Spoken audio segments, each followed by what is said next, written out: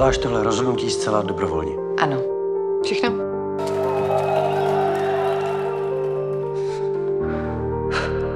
Máš zase větší ty prsa. Já vím. Jsi přetažená. Po olympiádě si odpočineš. Mám hrozný nervy. To bude dobrý.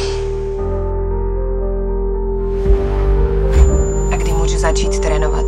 Takové úrazy páteře často končívají doživotním ochrnutím. Co bude dělat? Najde si práci? Vem s sebou. Kam? Do tvojí skutečné práce. Dobrý, tak jdeme na další pozici. Tvoje první scéna? Jo. Už víš, jak se bude říkat. Lámej. Super. Proč si točíš můj film? Asi nemohu točit nikdo jiný.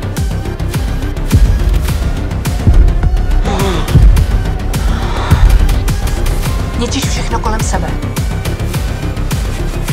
Tak na tohle nemám. Jaký potom máte pocit, když za svou práci dostáváte ceny? Je dobrý vědět, že jste nejlepší. Prostě jsi úspěšná.